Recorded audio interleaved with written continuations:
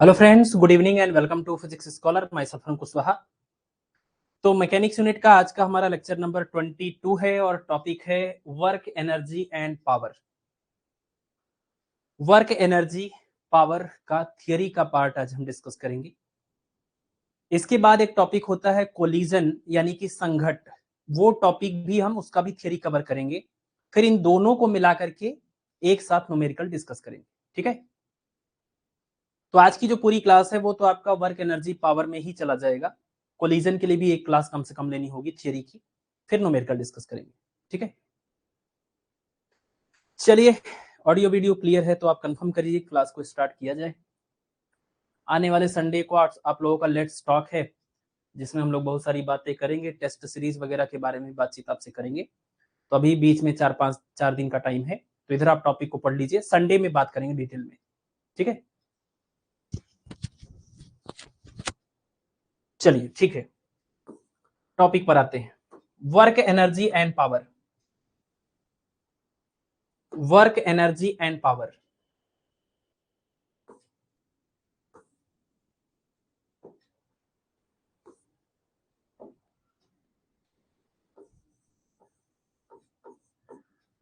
Work energy and power.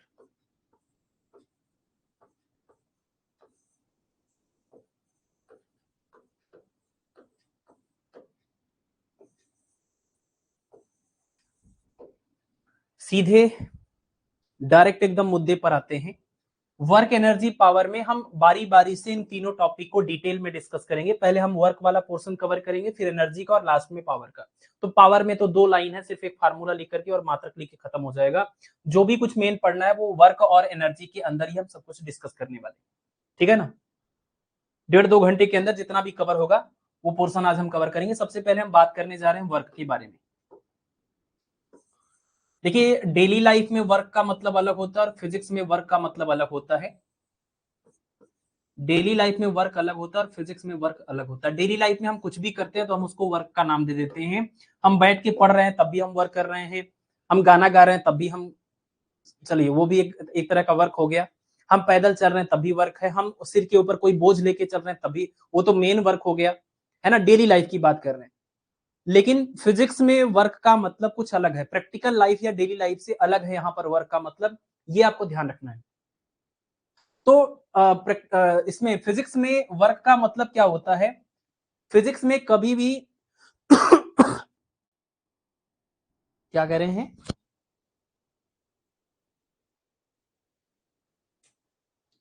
हाँ sir जी सुनिए, friction का टॉपिक नहीं पढ़ाएंगे।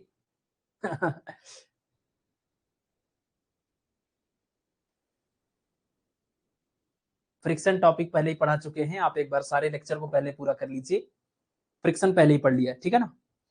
तो देखिए यहाँ वर्क का मतलब क्या है कि फिजिक्स में वर्क तभी बोला जाता है जब हम किसी वस्तु के ऊपर बल लगाएं और बल लगाने की वजह से उस वस्तु के अंदर विस्थापन भी हो। अगर किसी वस्तु के ऊपर बल लगाएं और बल लगाने की वजह से विस्थापन नहीं हो रहा है, तो चाहे आप कितनी भी मेहनत कर लीजिए, रात भर दीवार को धक्का देते रहिए, फिजिक्स में उसको वर्क नहीं बोला जाएगा, उसको काम नहीं बोला जाएगा। ठीक है ना। फिजिक्स में वर्क तभी पॉसिबल है जब फोर्स लगाने से डिस्प्लेसमेंट हो, और एक इसमें भी कंडीशन है कि डिस्प्लेसमेंट बिल्कुल परपेंडिकुलर नहीं होना चाहिए। ऐसा भी हो सकता है कि बल भी लगाएं, विस्थापन भी हो, फिर भी वर्क 0 हो जाएगा अगर बल और विस्थापन के बीच का एंगल 90 डिग्री है। ठीक है ना। तो यहां पर हम सीधे फार्मूले से, मैथमेटिकल टर्म से बात करेंगे। वर्क का फार्मूला होता है W is equal to vector F dot vector D. Vector F dot vector D, ये वर्क का फार्मूला है फिजिक्स में। इसको ओपन करने से इसका मीनिंग समझ में आएगा। इसको जब ओपन करेंगे तो आप लिखेंगे F into D into cos theta, vector में आपने पढ़ा हुआ है। F into D into cos theta vector में पढ़ा हुआ है। और क्या तरीका है, फिर से हम लिख रहे हैं, एफ डॉट डी को ऐसे भी तो लिख सकते हैं, फिर से F into D into cos theta. आप कहेंगे दोनों तो सेम है, तो देखिए हम कैसे इसको डिफरेंट करके दिखा रहे हैं। एफ को अलग लिख दिया, डी कॉस थीटा को अलग लिख दिया, और यहाँ क्या किया, यहाँ एफ कॉस थीटा को एक साथ कर दिया और डी को अलग कर दिया। ठीक है। क्या मतलब है इसका, ये समझिए। जो डायग्राम हमने, जो यहाँ इक्वेशन लिखा है, work equal to F dot D, मतलब फोर्स वाले वेक्टर की बात हो रही है और डिस्प्लेसमेंट वेक्टर की बात हो रही है। इमेजिन करिए कि ये हॉरिजॉन्टल सरफेस पर इस हॉरिजॉन्टल सरफेस पर यहां पर कोई ऑब्जेक्ट रखा हुआ है और इस ऑब्जेक्ट पर कोई फोर्स लग रहा है इस पर्टिकुलर डायरेक्शन में, दिस इज वेक्टर एफ। और जब आप इस पर फोर्स लगा रहे थे हॉरिजॉन्टल डायरेक्शन में, तो ये जो ब्लॉक है, ये ब्लॉक डिस्प्लेस हुआ, ये खिसक गया और ये खिसक करके कहां पहुंच गया, यहां पर पहुंच गया। जहां पर पहुंचा है अगर आप उसकी बात करें तो ये अपनी जगह से जितना दूर गया है, ये हो गया मान लीजिए यहां से लेकर यहां तक वेक्टर डी। यानी फोर्स के डायरेक्शन, फोर्स के डायरेक्शन और डिस्प्लेसमेंट के डायरेक्शन की अगर बात करें, भाई अगर ये डिस्प्लेसमेंट का डायरेक्शन है तो उसके पैरेलल ये भी तो डिस्प्लेसमेंट का ही डायरेक्शन होगा, ये थीटा हो जाएगा। तो ध्यान से अगर आप देखें तो वेक्टर एफ और वेक्टर डी के बीच का एंगल थीटा है, तो वही थीटा हमने यहां पर लिख दिया है। और एफ डी कॉस थीटा में जो डी कॉस थीटा है वो क्या है, अगर हम आपसे ये कहते, अगर आप इस इक्वेशन को ध्यान से देखें, अगर हम आपसे ये कहते कि अगर ये डिस्प्लेसमेंट वेक्टर का डायरेक्शन है, तो सपोज ये वेक्टर डी है, ये क्या है, मान लीजिए यहां से यहां तक ये वेक्टर डी है, तो अगर इस वेक्टर डी का इस फोर्स के डायरेक्शन में कंपोनेंट निकालेंगे, इसका नाम वेक्टर डी है और ये कोण थीटा है, तो इधर की तरफ जो इसका घटक निकलेगा वो डी कॉस थीटा होगा कि नहीं। आपने ये पढ़ा है ना, वेक्टर में कोई भी वेक्टर है और किसी थीटा डायरेक्शन में उसका कंपोनेंट निकालेंगे तो क्या, अगर ये एफ है ये कितना बोला जाएगा, एफ कॉस थीटा बोला जाएगा। और अगर ये डी है और ये एफ है, ये एफ है और ये क्या है, ये डी है, तो इसका एफ वाले डायरेक्शन में जाएंगे तो ये एंगल थीटा है, ये डी है तो ये क्या हो जाएगा, डी कॉस थीटा हो जाएगा। बात को समझ रहे हैं। किसी भी वेक्टर का किसी थीटा डायरेक्शन में, किसी वेक्टर का किसी थीटा डायरेक्शन में कंपोनेंट निकालते टाइम कॉस थीटा आता है उसके साथ में। तो यहां जो एफ के साथ में डी कॉस थीटा है वो क्या बता रहा है, डी कॉस थीटा का मतलब यह है कि डिस्प्लेसमेंट का कंपोनेंट निकला है इस थीटा डायरेक्शन में, और ये थीटा डायरेक्शन किसका है, फोर्स का डायरेक्शन हो गया। यानी विस्थापन का वो कंपोनेंट जो बल की दिशा में है, विस्थापन तो इधर हुआ, लेकिन विस्थापन का अगर एक कंपोनेंट पता करना हो कि बल की दिशा में कितना कंपोनेंट हुआ, कितना विस्थापन हुआ, तो वो डी कॉस थीटा के बराबर होगा। तो इसको हम क्या बोलेंगे, इसको हम बोलेंगे फोर्स यानी बल इनटू में displacement in the direction of force, displacement in the direction of force, displacement in the direction of force. तो बल गुणे बल की दिशा में विस्थापन इसको बोल सकते हैं। और ये क्या है, इसको कैसे लिखा जाएगा, इसको भी इसी तरीके से आप लिख सकते हैं, इसको भी लिख सकते हैं इसी तरीके से। कैसे, इसको क्या बोला जाएगा, ये देखिए, इसमें हम ये बोल सकते हैं कि इस दूसरे वाले केस में हम ये बोल सकते हैं एफ कॉस थीटा, देखिए क्या है इसमें, अगर आप देखिए तो एफ कॉस थीटा क्या है, एफ कॉस थीटा में जो है, एफ कॉस थीटा का मतलब क्या है, वेक्टर एफ का थीटा वाले डायरेक्शन, डिस्प्लेसमेंट के डायरेक्शन में कंपोनेंट। अगर ये फोर्स है और इधर विस्थापन डी है, तो इस फोर्स का विस्थापन डी की दिशा में जो घटक आएगा, ये वाला यहां से लेकर यहां तक का, वो क्या हो जाएगा, एफ कॉस थीटा हो जाएगा। तो एफ कॉस थीटा मतलब बल का विस्थापन की दिशा में घटक और गुणे में विस्थापन, यानी आप कह सकते हैं force in the direction of displacement, force in the direction of displacement और इनटू में डिस्प्लेसमेंट, ठीक है, इनटू में डिस्प्लेसमेंट। तो आज के बाद अब आप कभी किसी को ये मत बताइएगा कि कार्य बराबर बल गुणे विस्थापन। कार्य बराबर बल गुणे विस्थापन केवल तब होता है जब बल और विस्थापन दोनों की दिशा सेम होती है। अगर दोनों के बीच में अलग अलग डायरेक्शन दोनों का है, तो हमें बल और विस्थापन एक ही दिशा का लेना होगा, बस ये बात याद रखिए। बल और विस्थापन एक ही दिशा में लेके मल्टीप्लाई करना है। जैसे आप देखिए, हमने जब बल लिया तो हमने उसी बल की दिशा में विस्थापन लिया, या हमने जब विस्थापन लिया तो उसी विस्थापन की दिशा में बल लिया। एक ही दिशा वाला जो कंपोनेंट है वो बल और विस्थापन का मल्टीप्लाई होगा तो कार्य निकल के आता है। और ज्यादा आसान भाषा में कहें तो vector F dot vector D कर लीजिए, F into D into cos theta, बल का परिमाण, विस्थापन का परिमाण और दोनों के बीच में जो कोण है उसका कॉस। अगर दोनों के बीच का कुछ एंगल है तब तो ये जनरल केस हो गया। ये जो हमने फार्मूला अभी तक लिखा वो कैसा फार्मूला, जनरल फार्मूला हो गया। अब स्पेशल केस देखिए, स्पेशल केस में यही बात हो गई कि ऐसा भी तो हो सकता है जिधर बल लगाए उधर ही विस्थापन हो। जैसे हमने इसके ऊपर बल इधर लगाया, लेकिन ये हवा में तो जाएगा नहीं, जाएगा तो सतह पर ही आगे, तो तब तो ये वाला केस बना। लेकिन अगर मान लीजिए कि अगर ऐसा हो जाए कि हमने कहा कि ये ब्लॉक है, इस पर फोर्स लगाया और विस्थापन इसी दिशा में हो गया, यानी जिस दिशा में हमने बल लगाया था उसी दिशा में इसका विस्थापन भी हो गया, उसी दिशा में इसका विस्थापन हो गया, तो आप कहेंगे if force and displacement are in same direction, अगर बल और विस्थापन दोनों किधर हो जाएं, अगर दोनों सेम दिशा में हो जाए तो क्या होगा, उनके बीच का कोण अब कितना हो जाएगा, थीटा। जब बल और विस्थापन अलग अलग दिशा में थे तो थीटा था, अभी क्या है, दोनों एक ही दिशा में है तो थीटा का मान 0 हो जाएगा। थीटा का मान 0 होगा तो इसी जनरल फार्मूले से हम आंसर बता सकते हैं ना, यही जनरल फार्मूले से हम अपना आंसर बता सकते हैं। W इक्वल टू होता क्या है, F dot D, that is equal to F into D into cos theta. तो क्या निकल के आएगा, ये निकल के आएगा F into D into theta की वैल्यू 0, कॉस 0 की वैल्यू 1, तो क्या निकल के आएगा F इंटू में D। अब सिंपल सा वो फार्मूला बन गया जिसमें आप कह रहे हैं कार्य बराबर क्या, बल गुणे विस्थापन, force into displacement, force into displacement यानी कार्य बराबर बल गुणे विस्थापन। ठीक है,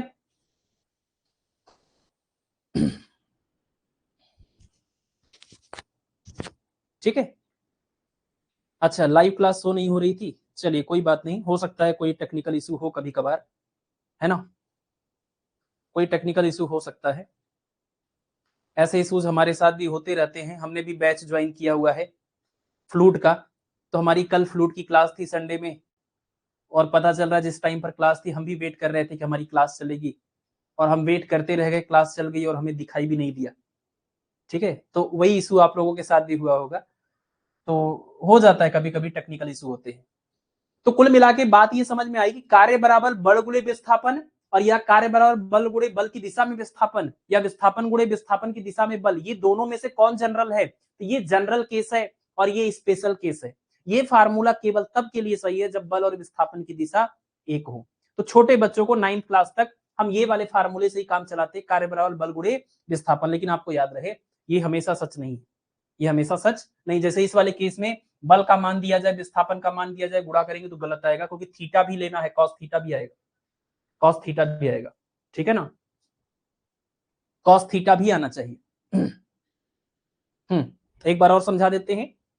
देखिए, कार्य बराबर बल गुणे विस्थापन, कार्य का जो फार्मूला है पहले तो आपको ये याद रखना होगा, W बराबर vector F dot vector D, और आपको पता है A डॉट B जब ओपन करते हैं तो A into B into cos theta आता है, तो वैसे F डॉट D को ओपन किया हमने तो क्या आया, vector F dot vector D को ओपन करने पर आया F into D into cos theta.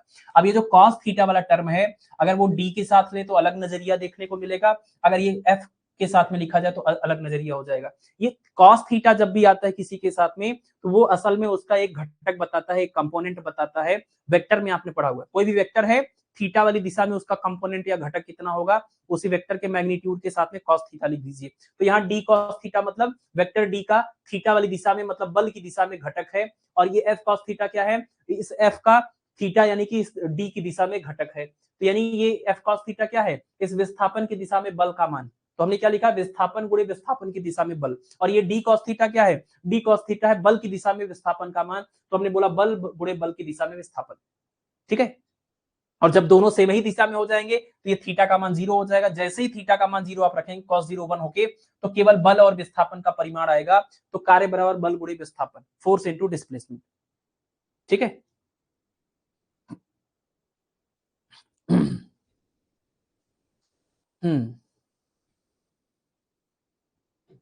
हाँ, आपकी क्लास कैसे, आपके लिए भले ही हम टीचर हो सकते हैं, लेकिन हम भी तो स्टूडेंट ही है ना, तो जो चीजें मुझे सीखनी है उसके लिए भी हमें तो टीचर की रिक्वायरमेंट होती है। तो हमारे भी टीचर हैं जिनसे हम बांसुरी सीख रहे हैं, आप लोगों को सुनाएंगे आने वाले संडे को लेट्स टॉक में, अगर आप लोग याद दिलाएंगे तो। ठीक है ना, हम तैयारी में हैं, लगे हुए हैं। आते हैं अगले टॉपिक के ऊपर, अगले टॉपिक पर आते हैं। अब देखिए, हाँ, ये जो हमारा वर्क का फार्मूला निकल के आया, इस वर्क के फार्मूले से हम कह सकते हैं नेचर ऑफ वर्क 3 टाइप का होता है। जो कार्य है उसकी अगर प्रवृत्ति की बात करें, कार्य के प्रकार की बात करें, या प्रवृत्ति की बात करें, या प्रकृति की बात करें, वो 3 टाइप का होता है।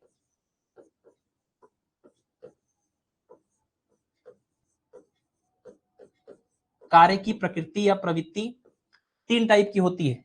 कौन कौन सी, देखिए, आपने ये कहा ना फार्मूला W बराबर होता है F इंटू डी इंटू पहले vector F dot vector D that is equal to F into D into cos theta.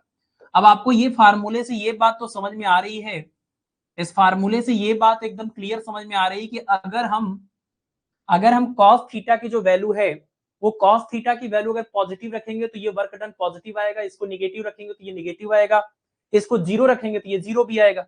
यानी वर्क डन के कार्य के जो है 3 प्रकार हो गए, वो तीनों प्रकार हम यहीं पर जनरलाइज करके, मतलब इसी जनरल फार्मूले से ही हम तीनों कैटेगरी को निकाल करके आपको दिखा रहे हैं। ठीक है, तो ये हुआ ये।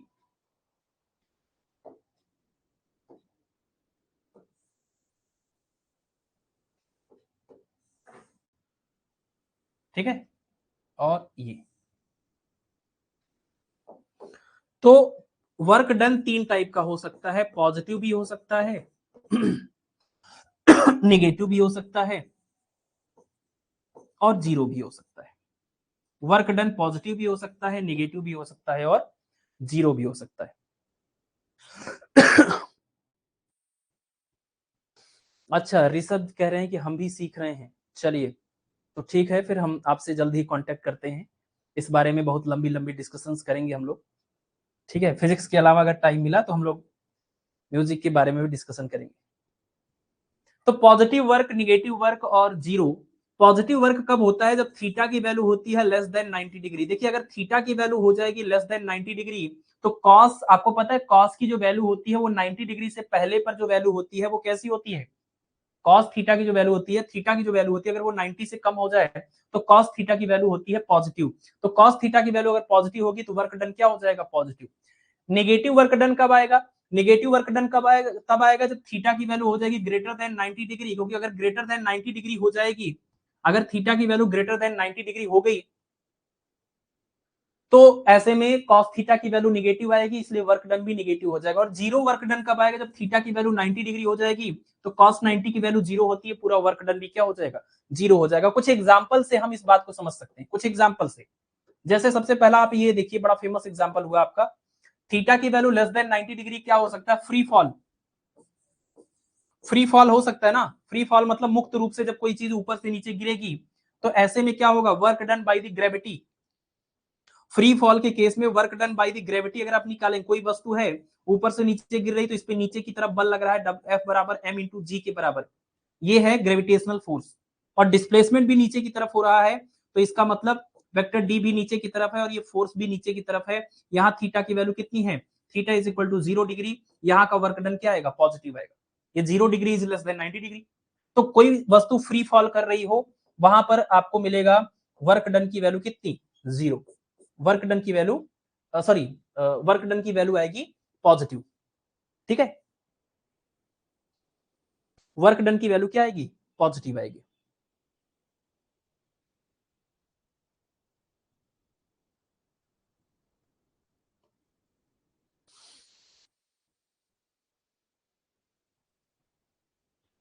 हाँ, बिल्कुल हो सकते हैं, बिल्कुल हो सकता है भाई, जो स्केलर क्वांटिटी है।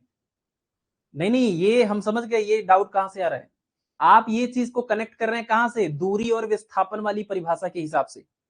तो उसमें आपने पढ़ा था दूरी का मान हमेशा धनात्मक होता है, लेकिन विस्थापन का मान धनात्मक, ऋणात्मक या जीरो कुछ भी हो सकता है। वहां से मत कनेक्ट करिए, क्योंकि दूरी विस्थापन का तो अपना जो भी है वो है, लेकिन इन जनरल जितने भी अदिश राशियां होती हैं और जितनी भी सदिश राशियां होती हैं, इस बात को समझिएगा, अदिश राशियों में चूंकि दिशा नहीं होती, अदिश राशियों में दिशा नहीं होती स्केलर क्वांटिटी में, इसलिए जब प्लस आता है तो प्लस लिख देते हैं, माइनस आता है तो माइनस लिख देते हैं। लेकिन अगर सदिश राशियों की बात हो, अभी इस एग्जांपल समझते इस बात को, डाउट तो बहुत ही जेन्युइन है आपका। अगर हम सदिश राशियों की बात करें तो केवल और दिशा बदलने से क्या होगा? वहां पर हम प्लस या माइनस नहीं लिखते, दिशा को ही उल्टा और सीधा करके दिखा देते हैं। एक एग्जांपल समझिए, जैसे अगर हम आपसे कहें, जैसे अगर हम आपसे कहें कि चलिए हम एक स्केलर और वेक्टर की बात करते हैं, पोटेंशियल की बात कर रहे थे। पोटेंशियल, पोटेंशियल का एक फार्मूला होता है 1/4πε0, और यहाँ पर होता है चार्ज अपान में ये डिस्टेंस। अगर ये आवेश धन आवेश है तो विभव प्लस में आएगा, अगर ये आवेश ऋण आवेश है तो विभव माइनस में आएगा। लेकिन अगर हम इलेक्ट्रिक फील्ड की बात करें तो फार्मूला है 1/4πε0, यहाँ पर है Q अपान में R²। लेकिन ये एक वेक्टर क्वांटिटी है, ये क्या है? Vector quantity. तो आप कहेंगे कि भाई अगर कोई एक आवेश, मान लीजिए एग्जाम्पल के लिए कि यहाँ पर एक कोई धन आवेश है मान लीजिए, और दूसरा जो आवेश यहाँ पर हमने ये वाला आवेश जो यहाँ पर रखा हुआ है स्मॉल क्यू, ये स्मॉल क्यू अगर प्लस में हो जाए तो क्या होगा? अगर ये यहाँ स्मॉल क्यू प्लस में हो जाएगा तो ये प्लस धक्का मारेगा, इधर की तरफ इलेक्ट्रिक फील्ड मिलेगा। ठीक है, अगर यही प्लस की जगह पर माइनस क्यू हो जाए तब ये प्लस इस माइनस को इधर अट्रैक्ट करेगा, तो ये डायरेक्शन हो जाएगा इलेक्ट्रिक फील्ड का। तो क्या यहाँ माइनस या प्लस लगाना है? नहीं लगाना है। ये आवेश चाहे प्लस में हो चाहे माइनस में हो, इलेक्ट्रिक फील्ड की न्यूमेरिकल वैल्यू ऐसे ही लिखी जाएगी, बस इस प्लस की होने की वजह से वो डायरेक्शन को दिखाएंगे, इस माइनस की होने की वजह से इधर का डायरेक्शन दिखाएंगे। तो यहाँ सिर्फ हम डायरेक्शन इधर या इधर का ये बोलेंगे, न्यूमेरिकल वैल्यू ऐसे प्लस में ही लिखा जाएगा, ठीक है ना। तो अदिश राशियां, ऐसा नहीं कि अदिश राशियां पॉजिटिव या निगेटिव या जीरो नहीं हो सकती, बिल्कुल हो सकती हैं, ठीक है। तो वर्क डन एक स्केलर क्वांटिटी है, तो इसका ये मतलब नहीं कि खाली ये पॉजिटिव ही हमेशा होगा। वो दूरी का केस था, वो सिर्फ डिस्टेंस के केस में लागू हो रहा था, इसलिए क्योंकि जब भी कोई वस्तु चलना स्टार्ट करेगी और हम खाली उसके मैग्नीट्यूड की बात कर रहे हैं, परिमाण की बात कर रहे हैं, तो कुछ ना कुछ तो चलेगी ही, तो हमेशा वो प्लस में लिया जाएगा। बस ये रीजन वहां बन रहा था, जिसकी वजह से हम कह रहे थे कि दूरी का मान हमेशा प्लस में आएगा, विस्थापन प्लस माइनस जीरो कुछ भी हो सकता है, ठीक है। तो ऐसा और बहुत सारे स्केलर क्वांटिटी के साथ में ऐसा होता है ये हो सकता है। चलिए, तो हम एक एग्जांपल ये हो गया फ्री फॉल का, और एक एग्जांपल आप ये देख सकते हैं, work done by external force on spring. जैसे स्प्रिंग का अगर एग्जांपल आप लें, और ये स्प्रिंग के केस में ये स्प्रिंग के ऊपर, ये ब्लॉक के ऊपर आपने इधर की तरफ फोर्स लगाया है, तो ये डायरेक्शन ऑफ फोर्स है, और ये जो स्प्रिंग है वो अपनी मीन पोजीशन से डिस्प्लेस होकर के इधर ही जाता है। तो डिस्प्लेसमेंट और फोर्स एक ही डायरेक्शन में होते हैं, इसका वर्क डन भी क्या आएगा, पॉजिटिव आएगा। तो work done by external force या अप्लाइड फोर्स। अब ध्यान दीजिएगा, हम अप्लाइड फोर्स की बात कर रहे हैं, क्योंकि जब आप इसको इधर ले जाते हैं तो यहाँ पर एक और फोर्स लगता है, जिसको हम रीस्टोरिंग फोर्स बोलते हैं, तो रीस्टोरिंग फोर्स का वर्क डन निगेटिव आएगा। भाई, रीस्टोरिंग फोर्स या प्रत्यानयन बल विस्थापन की विपरीत दिशा में है, लेकिन जो आरोपित बल है वो विस्थापन के एक ही दिशा में है, तो इन दोनों के बीच का कोण कितना है, 0 डिग्री, लेकिन इन दोनों के बीच का कोण है 180 डिग्री, और 180 डिग्री ग्रेटर देन 90 वाले केस में आता है। तो इसका वर्क डन निगेटिव, इसका वर्क डन पॉजिटिव। तो work done by external force यानी एफ डैश और एक्स का जो वर्क डन होगा, अगर आप इसका वर्क डन निकालेंगे, ये कैसा आएगा, ये पॉजिटिव आएगा, क्योंकि इन दोनों की दिशा सेम है। यहाँ पर भी थीटा का मान कितना है, ये 0 डिग्री है, थीटा का मान क्या है, 0 डिग्री है।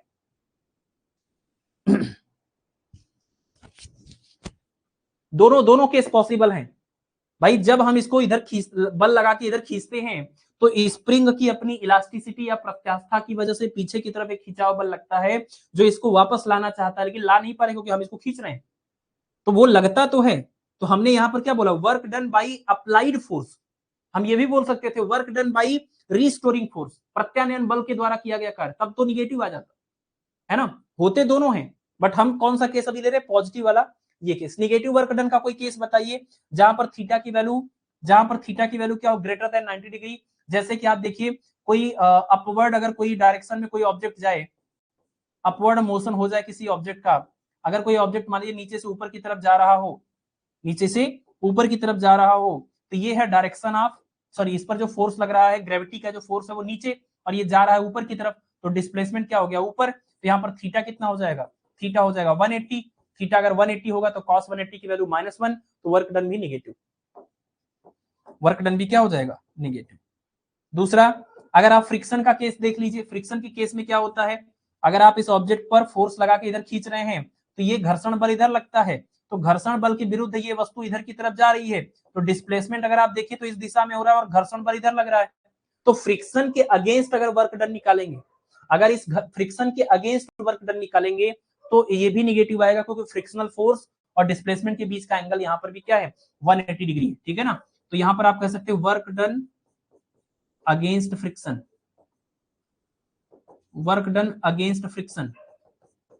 ये क्या हो जाएगा, theta is equal to 180 degree, यहाँ पर भी क्या हो जाएगा, निगेटिव।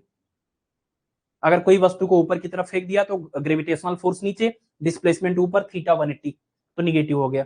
फ्रिक्शन के केस में ऑब्जेक्ट जा रहा है आगे, फ्रिक्शन लग रहा है पीछे, तो फ्रिक्शन के अगेंस्ट किया गया वर्क डन कितना, ये हो जाएगा आपका 180 डिग्री थीटा, तो ये भी हो जाएगा निगेटिव। 90 डिग्री का केस क्या है, बहुत सारे केस पॉसिबल हैं, जैसे कि एक सबसे अच्छा तो आपका ये सर्कुलर मोशन का केस है। सर्कुलर मोशन के केस में अगर आप ध्यान से देखें, ये सवाल बहुत फेमस है, सर्कुलर मोशन अगर कोई पार्टिकल कर रहा है तो टोटल वर्क डन 0 होगा, क्योंकि जो फोर्स लग रहा है वो सेंटर की ओर लग रहा है, और जो डिस्प्लेसमेंट या वेलोसिटी का डायरेक्शन है वो टेंजेंट के डायरेक्शन में है। यहाँ थीटा 90 है, तो यहाँ पर वर्क डन क्या हो जाएगा, 0 हो जाएगा। इसके अलावा एक और केस आप देख सकते हैं, जैसे कि कोई आदमी अपने सिर पर कुछ बोझ लेकर चल रहा है, और वो लोड लेकर के जब चल रहा था, ये आदमी जब लोड लेकर के ऐसे ये आदमी जब लोड को लेकर के चल रहा था, तो लोड का मतलब क्या है, भार का मतलब क्या है, पृथ्वी जो इसके ऊपर बल लगा रही है वही इसका लोड है, वही इसका भार है, वही फोर्स है। और ये चलेगा आदमी रोड पर, कहाँ, रोड पर, हॉरिजॉन्टल सरफेस पर। तो ये है डायरेक्शन ऑफ डिस्प्लेसमेंट,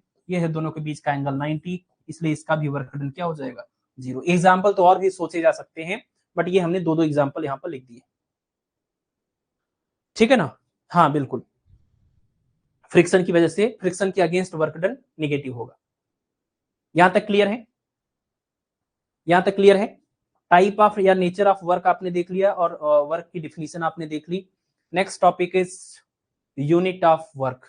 जैसे हमने न्यूटन्स लॉज ऑफ मोशन में क्या पढ़ा था, यूनिट ऑफ फोर्स। फोर्स के हमने, बल के हमने दो तरह के यूनिट पढ़े थे, एक एब्सोल्यूट था और एक ग्रेविटेशनल था। एब्सोल्यूट वाले में एक्सेलरेशन 1 लेते थे और ग्रेविटेशनल वाले में एक्सेलरेशन g के बराबर लेते थे। और उस एब्सोल्यूट वाले में भी दो कैटेगरी हो गई, एसआई सिस्टम और सीजीएस सिस्टम। ग्रेविटेशनल वाले में दो सिस्टम हो गया, एमकेएस सिस्टम और सीजीएस सिस्टम। बिल्कुल सेम पैटर्न पर हम चलेंगे और इस बार हम किसकी बात करेंगे, यूनिट ऑफ वर्क, यूनिट नहीं, units of work, units of work, ठीक है। तो यहां पर देखिए क्या हो सकता है, यूनिट्स ऑफ वर्क।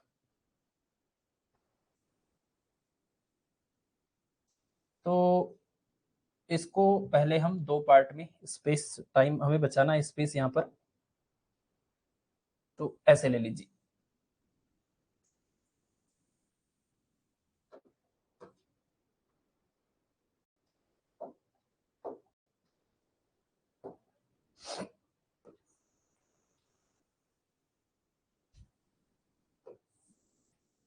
ठीक है, तो दो यूनिट हम यहां पर डिस्कस करेंगे वर्क के। एक है हमारा वही एब्सोल्यूट, एब्सोल्यूट यूनिट, और दूसरा क्या है, ग्रेविटेशनल यूनिट, ग्रेविटेशनल यूनिट, ठीक है।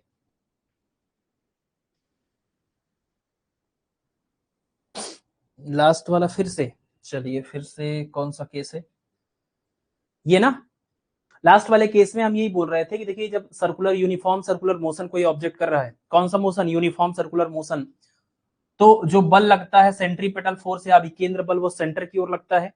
और जो वेलोसिटी का डायरेक्शन था, जो वेलोसिटी का डायरेक्शन था वो क्या था, टेंजेंट के डायरेक्शन में। और वेलोसिटी बराबर आपको पता ही है डिस्प्लेसमेंट अपॉन टाइम, टाइम एक स्केलर क्वांटिटी है, तो जो इस वेक्टर का डायरेक्शन वही इस वेक्टर का डायरेक्शन। तो वेलोसिटी और डिस्प्लेसमेंट वेक्टर का डायरेक्शन किधर, टेंजेंट के डायरेक्शन में, यानी स्पर्श रेखा की दिशा में। तो दोनों के बीच का एंगल 90 हो गया। Vector F dot D cos theta करेंगे, थीटा 90 रखेंगे, कॉस 90 की वैल्यू 0, तो वर्क डन 0 हो जाएगा। दूसरे वाले केस में आदमी अपने, सवाल आता है कूली अपने जो है सिर पे बोझ लेकर के चलता है, उसके द्वारा वर्क डन कितना हुआ। हालांकि फिजिक्स की भाषा में वर्क डन 0 है, लेकिन एक्चुअल में नहीं मारने लगते हैं वो लोग, है ना। कहेंगे कि हमने इतनी मेहनत सर से प्लेटफॉर्म से आपको रोड पर ला दिया और आप कह रहे हैं काम ही नहीं किया। तो ये वाली फिजिक्स वाली चीज को प्रैक्टिकल लाइफ में वहां नहीं अप्लाई करना है, क्योंकि वो आदमी प्रैक्टिकल तरीके से तो वर्क किया है, फिजिक्स की डिफिनेशन के हिसाब से उसने कोई वर्क नहीं किया है। क्योंकि जो लोड है, ये जो लोड है इसका डायरेक्शन वर्टिकली डाउनवर्ड, और जो डिस्प्लेसमेंट है वो हॉरिजॉन्टल प्लेटफॉर्म या सरफेस या रोड पर है। तो ये डिस्प्लेसमेंट का डायरेक्शन इधर, फोर्स का डायरेक्शन नीचे, दोनों के बीच का एंगल 90। तो अगर एंगल 90 हो जाएगा तो cos 90 0, इसलिए वर्क डन भी क्या हो जाएगा, 0। इसलिए वर्क डन भी क्या हो जाएगा, 0। हाँ बिल्कुल, इसका ध्यान रखना है आगे से आप लोगों को। चलिए आगे आते हैं, अब समझ में आ गया होगा। अभी देखिए यहाँ दो टाइप के यूनिट हो गए, एब्सोल्यूट और ग्रेविटेशनल यूनिट। एब्सोल्यूट को दो पार्ट में डिवाइड कर दिया हमने फिर से, एक हो गया हमारा कौन सा, एक हो गया हमारा एसआई यूनिट और दूसरा हो गया सीजीएस यूनिट। इसी तरह से ये ग्रेविटेशनल में भी दो पार्ट में हमने डिवाइड कर दिया, एक हो गया हमारा एमकेएस यूनिट और दूसरा हो गया सीजीएस यूनिट, एमकेएस और सीजीएस। अब देखिए यहाँ पर एब्सोल्यूट यूनिट में आएंगे हम, वर्क डन की बात कर रहे हैं, और वर्क डन बराबर फोर्स इंटू डिस्प्लेसमेंट। भाई वर्क का फार्मूला होता है F into D into cos theta, लेकिन आपको ये बात तो पता है ना, F into D into cos theta में अगर भौतिक राशि की नजर से देखें तो दो ही है, एक बल है और एक विस्थापन है। ये कोई भौतिक राशि थोड़ी है, कॉस थीटा तो एक नंबर है, एक न्यूमेरिकल वैल्यू है। तो कुल मिलाकर के बल का जो मात्रक आएगा वो, सॉरी कार्य का जो मात्रक आएगा वो बल और विस्थापन के मात्रक के आधार पर आएगा। तो हमें इससे क्या लेना देना है मात्रक के सेंस में जब बात कर रहे हैं। तो इसलिए इतना लंबा लिखने की जरूरत नहीं है। हम जब मात्रक के सेंस में बात कर रहे हैं तो हमें यही देखना है कि हमें बल का मात्रक और विस्थापन का मात्रक मल्टीप्लाई करने पर ही क्या मिलेगा। अब यहाँ वेक्टर मत लगा दीजिएगा, यहाँ वेक्टर लगा देंगे तो गड़बड़ हो जाएगा, फिर आप कहेंगे क्रॉस प्रोडक्ट कब से हो गया, और दो वेक्टर का क्रॉस करने पर स्केलर कब से आने लग गया। ये जस्ट है ना, या तो अगर कंफ्यूजन ज्यादा है तो हम हटा ही देते हैं, तो आप बाद में सोचेंगे क्रॉस प्रोडक्ट कैसे हो गया। तो ये कार्य बराबर बल गुणे विस्थापन सिंपल क्यों लिख रहे हैं, क्योंकि हमें पता है कॉस थीटा से कोई फर्क नहीं पड़ना है मात्रक को, है ना। तो देखिए पहला वाला केस जो एब्सोल्यूट यूनिट है, इसके एसआई मात्रक में अब देखिए कार्य का मात्रक लिखना है तो हमें बल और विस्थापन का मात्रक लिखना होगा। एसआई सिस्टम में हम बात कर रहे हैं, बल का मात्रक आपको पता भी है एसआई सिस्टम में कितना होता है, और एसआई सिस्टम में बल का मात्रक न्यूटन होता है। तो अगर हम बल कितना ले लें 1 न्यूटन का, और विस्थापन कितना हो जाए एसआई सिस्टम में 1 मीटर का। अगर हम किसी वस्तु के ऊपर 1 न्यूटन का बल लगाएं और उसमें 1 मीटर का विस्थापन हो तो कितना कार्य हुआ, कार्य का मात्रक क्या आएगा। तो यहाँ कार्य बराबर बल गुणे विस्थापन, यानी 1 न्यूटन गुणे में 1 मीटर, इसी को हम क्या बोलते हैं, इसी को आप कह सकते हैं ना 1 न्यूटन मीटर। ये कुल मिला के क्या हुआ, कार्य बराबर हो गया 1 न्यूटन मीटर, जिसको हम 1 जूल बोलते हैं। क्या बोलते हैं, 1 जूल। यानी कार्य का एब्सोल्यूट एसआई मात्रक क्या है, जूल है। कार्य का एब्सोल्यूट एसआई मात्रक क्या है, जूल है। ये पहला हो गया। ऐसे दूसरा है सीजीएस में क्या आएगा, सीजीएस में आपको ये कार्य का मान कितना लेना है। सीजीएस सिस्टम में आपको पता है न्यूटन की जगह पर डाइन आता है, ये हम पढ़ चुके हैं पहले ही। और उसके बाद विस्थापन कितना लेंगे, 1 सेंटीमीटर। सीजीएस सिस्टम है तो लंबाई के लिए सेंटीमीटर, तो कार्य कितना हो जाएगा, बल गुणे विस्थापन, यानी 1 डाइन इंटू में क्या 1 सेंटीमीटर, 1 डाइन इंटू में 1 सेंटीमीटर। ये जो 1 डाइन और 1 डाइन सेंटीमीटर है, 1 डाइन सेंटीमीटर है, इसी को हम 1 अर्ग बोलते हैं। क्या बोलते हैं, 1 अर्ग बोलते हैं। अब आप अगर इन दोनों में रिलेशन बनाना चाहें तो आप रिलेशन भी बना सकते हैं। आप बताइए अगर इस फार्मूले को इसमें कन्वर्ट करना है तो 1 न्यूटन में कितना डाइन लिखेंगे। 1 न्यूटन की जगह पर क्या आएगा, 10 की घात 5, और 1 मीटर की जगह पर कितना सेंटीमीटर आएगा, 10 की घात 2। तो 10 की घात 5 यहाँ से, 10 की घात 2 यहाँ से, 10 की घात 7 बन जाएगा। और क्या मिलेगा, यहाँ मिलेगा डाइन और यहाँ मिलेगा सेंटीमीटर, जिसको हम अर्ग बोल सकते हैं। तो कुल मिला के आप ये कह सकते हैं 1 जूल बराबर 10⁻7 अर्ग, है ना। 1 न्यूटन में 10 की घात 5 डाइन और 1 जूल में 10 की घात 7 अर्ग। ठीक, 1 जूल में 10 की घात 7 क्या होता है, अर्ग होता है।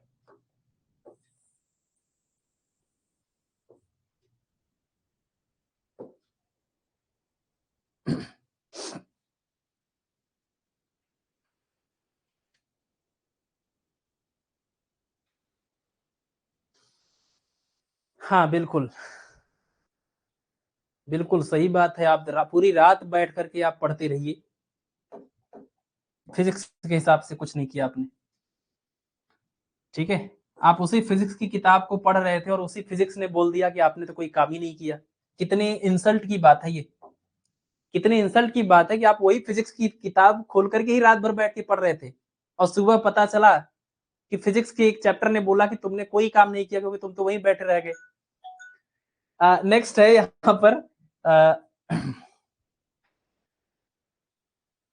ग्रेविटेशनल यूनिट में अगर हम आए तो बल का मात्रक आपको पता है, हम लोग पिछले उसमें डिस्कस कर चुके हैं। ग्रेविटेशन में एमकेएस सिस्टम में जो बल का मात्रक है वो ग्राम फोर्स होता है या ग्राम वेट होता है। तो बल अगर बल कितना हो 1 ग्राम फोर्स के बराबर हो और डिस्प्लेसमेंट कितना हो, डिस्प्लेसमेंट 1 मीटर के बराबर हो, तो कार्य कितना आएगा, कार्य बराबर बल गुणे में विस्थापन, यानी 1 gram force, 1 gram force into में 1 मीटर, है ना। 1 ग्राम फोर्स इंटू में 1 मीटर। अब देखिए इसको क्या लिखेंगे, 1, इसको हम क्या लिखने जा रहे हैं, 1 ग्राम, सॉरी ग्राम नहीं होगा, किलोग्राम होगा, किलोग्राम, किलोग्राम, 1 किलोग्राम फोर्स, यहाँ पर किलोग्राम होगा, यहाँ पर ग्राम, 1 किलोग्राम फोर्स। तो यहाँ पर वर्क डन कितना हो जाएगा, ये हो जाएगा 1 किलोग्राम फोर्स या 1 किलोग्राम वेट इंटू में ये हो जाएगा 1 मीटर। अब देखिए इसको हम लिखेंगे कैसे, इसको ऐसे लिखा जाता है, किलोग्राम फोर्स और मीटर है ना, सिर्फ किलोग्राम मीटर बोल देते हैं, बीच का जो फोर्स वाला टर्म है या वेट वाला टर्म है उसको हटा दिया जाता है। और आप ये भी जानते हैं कि 1 किलोग्राम फोर्स कितने न्यूटन के बराबर होता है। 1 किलोग्राम भार या 1 किलोग्राम फोर्स, 1 किलोग्राम बल, ये 9.8 न्यूटन के बराबर होता है। तो अगर 1 किलोग्राम फोर्स की जगह पर 9.8 न्यूटन लिखेंगे तो ये न्यूटन और ये मीटर मिलके क्या बन जाएगा, जूल, और जो 9.8 था वो तो रहेगा ही रहेगा, तो 9.8 जूल बन जाएगा। यानी ये जो यहाँ पर मात्रक मिल रहा है कार्य का वो क्या है, किलोग्राम मीटर। अब यहाँ पर एक बहुत इंटरेस्टिंग बात, आपको ये भ्रम हो सकता है किलोग्राम मीटर लिखा हुआ है तो किलोग्राम का मतलब द्रव्यमान होगा और मीटर का मतलब लंबाई होगा। तो क्या द्रव्यमान और लंबाई को मल्टीप्लाई करने पर कार्य मिल रहा है? द्रव्यमान और लंबाई को मल्टीप्लाई करने पर नहीं मिलता है। ये तो लंबाई है लेकिन ये द्रव्यमान नहीं, ये बल है। तो ये जो किलोग्राम के बाद डैश करके मीटर लिखा है, ये बात ध्यान रहे। असल बात है ये कि इसको लिखने का जस्ट ये तरीका है, ये किलोग्राम है ही नहीं, ये किलोग्राम फोर्स या किलोग्राम वेट है, ये किलोग्राम बल या किलोग्राम भार है। देखने में आपको लग रहा है कि ये द्रव्यमान है, सिर्फ किलोग्राम लिखा हुआ है।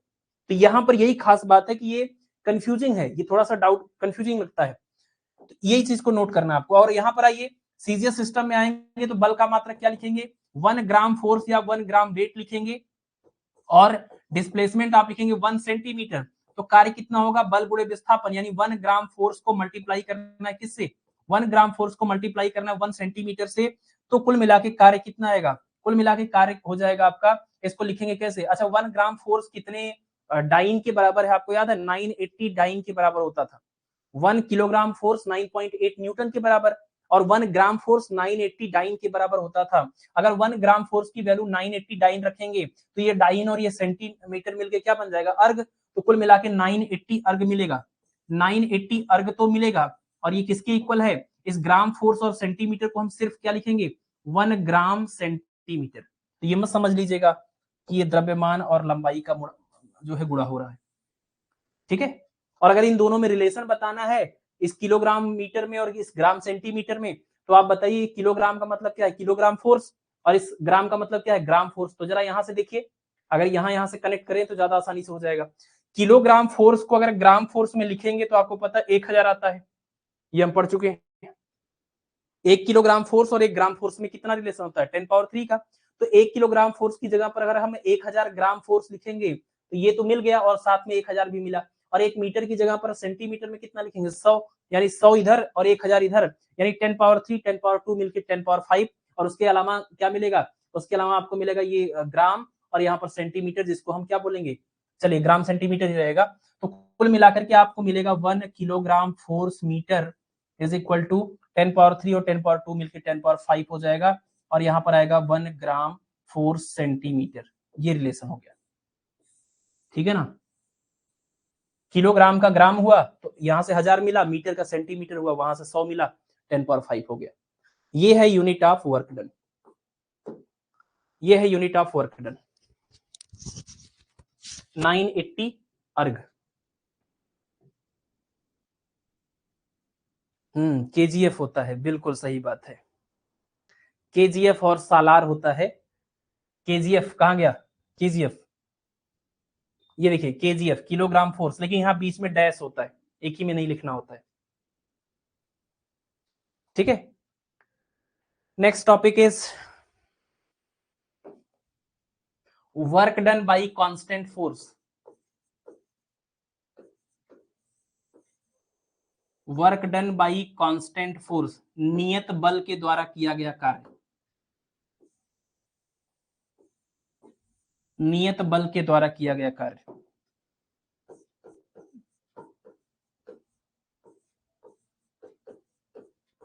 नियत बल द्वारा किया गया कार्य,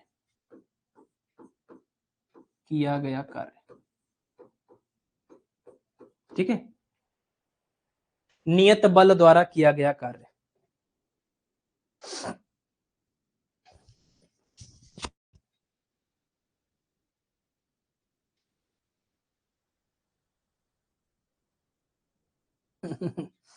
आज चिमनी में पढ़ाई हो रही है, चलिए अच्छी बात है। ये स्ट्रगल ही एक दिन आप लोगों के सबसे खास मोमेंट में से एक हो जाएगा, है ना।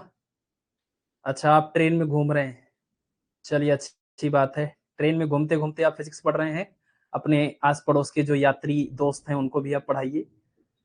यही जो आपका स्ट्रगल है, संघर्ष है, यही एक दिन सबसे खास मोमेंट बन जाएंगे।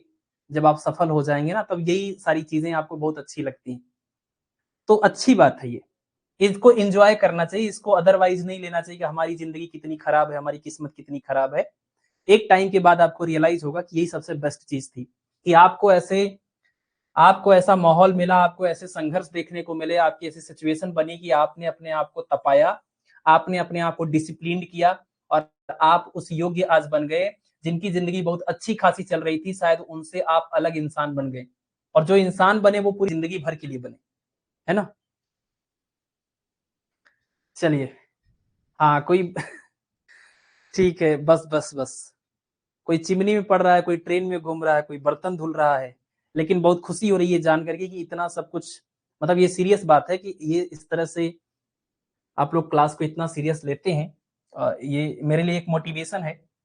और सच कहूँ तो आप लोगों का, आपका ये जो बैच है स्पेशली, मतलब मैंने सोचा नहीं था जब ये बैच लॉन्च किया था, मुझे लगा नहीं था कि मैं एमपी के बैच को इतना सीरियस ले पाऊंगा, मेरा इतना मोटिवेशन बन पाएगा कि नहीं।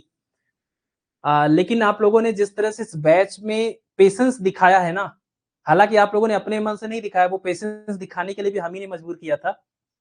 आप लोगों ने जितना पेशेंस दिखाया है स्टार्टिंग में, जो क्लास को लेकर के ऊपर नीचे चीजें हुई हैं और बीच बीच में कई बार ऐसा हुआ कि हम क्लास का शेड्यूल बता रहे हैं और फिर उस पर भी कैंसिल हो रहा है, 1-2 दिन लगातार ऐसा हो गया। तो वो सारी जो चीजें हैं उसने कहीं न कहीं एक मुझे कम्फर्ट दिया कि इसके ऊपर अच्छे से इत्मीनान से अपने हिसाब से मेहनत की जा सकती है। तो वो एक बहुत अच्छी चीज़ है। इसके लिए मैंने आज आप लोगों को मैसेज भी किया ग्रुप में इसीलिए। ठीक है?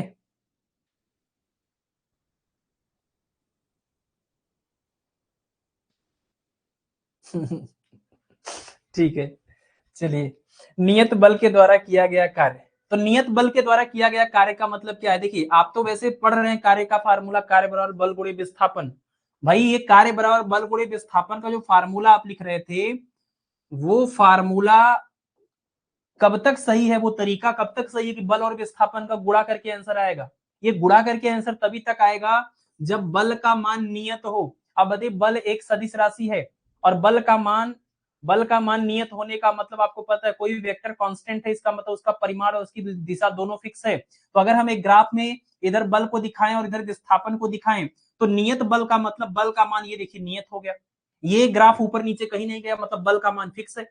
और आप यहां से नीचे आएंगे तो मान लीजिए वस्तु ने विस्थापन 0 से लेकर x तक विस्थापन किया है, तो कितना कार्य हुआ अगर आपको ये निकालना है, तो कार्य बराबर फार्मूला होता है बल गुणे में विस्थापन। बल का मान कितना है? बल का मान इस पूरे प्रोसेस में फिक्स है, कितना? F के बराबर। विस्थापन कितना है? यहाँ x के बराबर, तो बल गुणे विस्थापन। लेकिन ये बल गुणे विस्थापन यहाँ पर अगर देखा जाए तो ये इसके आयत का क्षेत्रफल है, और क्षेत्रफल निकल कैसे रहा है? लंबाई गुणे चौड़ाई से।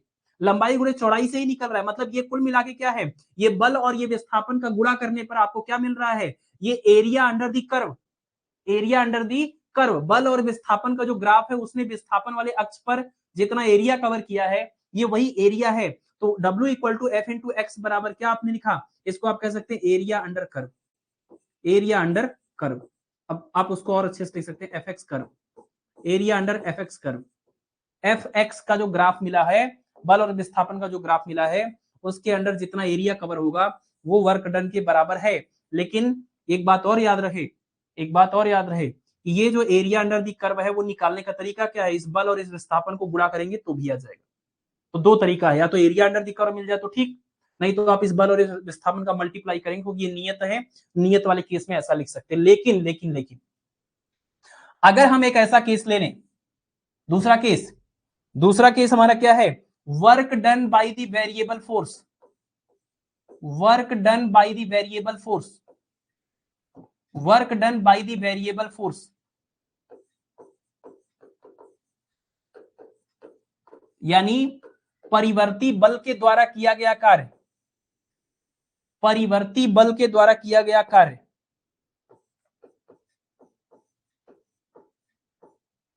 परिवर्ती बल द्वारा किया गया कार्य,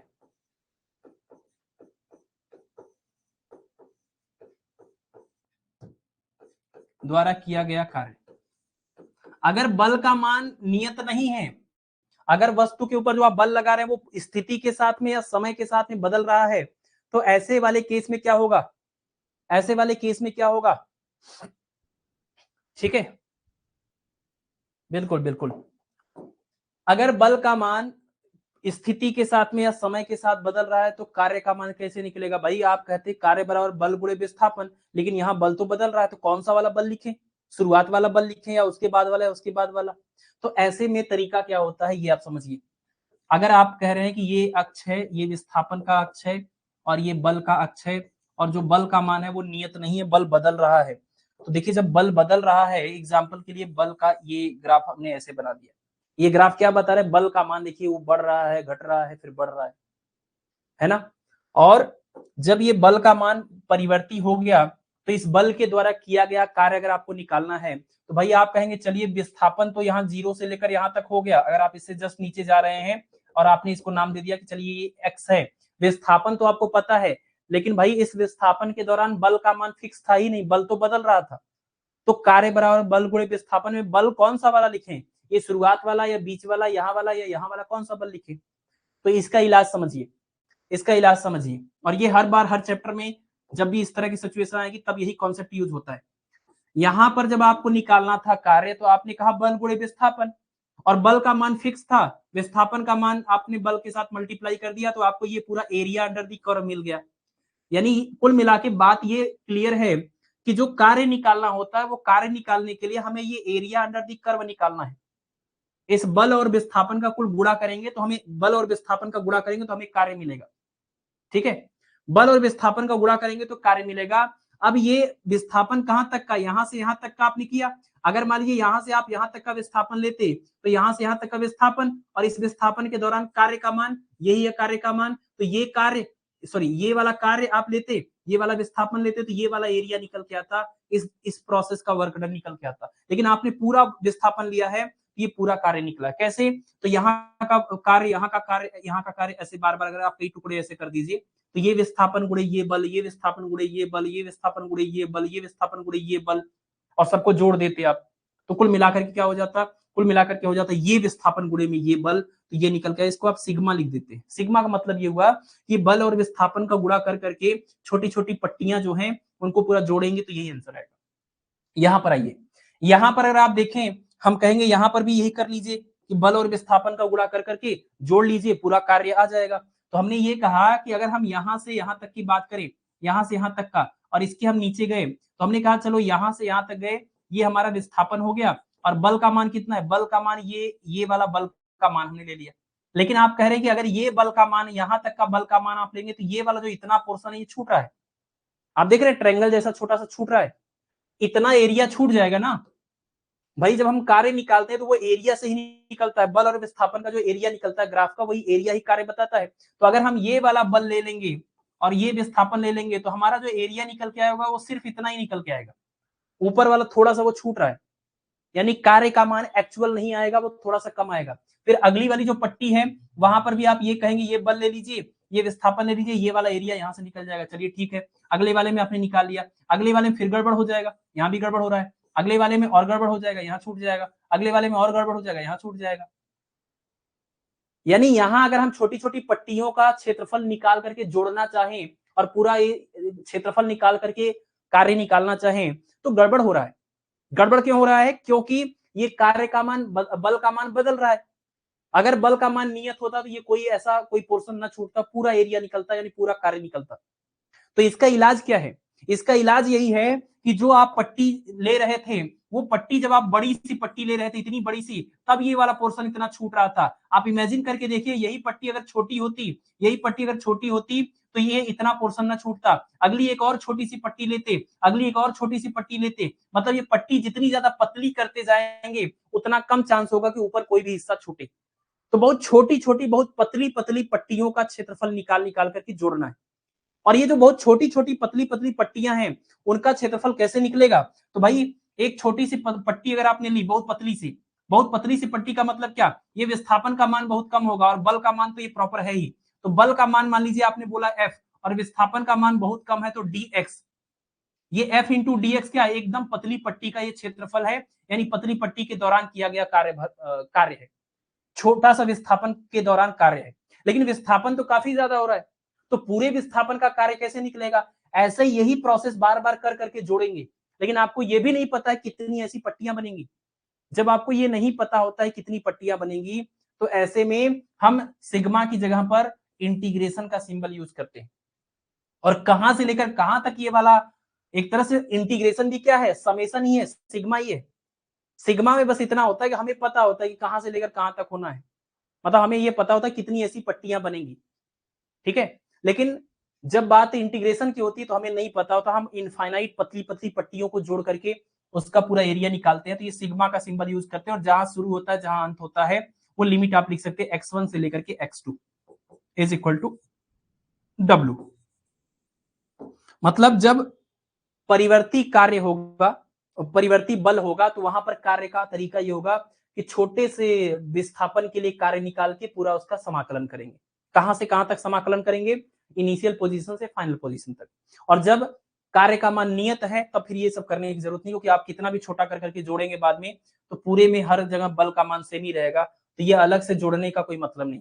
हर विस्थापन के लिए बल का मान सेम है, तो ये आप F इंटू एक्स का सिग्मा करिए या सिग्मा मत भी लगाइए, पूरे का एक साथ ही निकल जाएगा। तो यहां पर भी ये बात आपको समझना, ये भी क्या है? Area under curve. ये भी कुल मिला के निकल क्या रहा है? इस वाली पट्टी के नीचे जितना एरिया है यही पूरा एरिया निकल रहा है, यही पूरा एरिया निकल रहा है, ठीक है। तो एरिया अंडर कर्व, ये जो बात हमने बताई ये कुछ ऐसी फिजिक्स की बात इसमें नहीं है, ये कुल मिला के बात मैथमेटिक्स की है। एप्लीकेशन ऑफ इंटीग्रेशन या फिजिकल सिग्निफिकेंस ऑफ इंटीग्रेशन है। इंटीग्रेशन का मतलब क्या होता है ये वही चीज हमने बताई है, और कुछ नहीं बताया।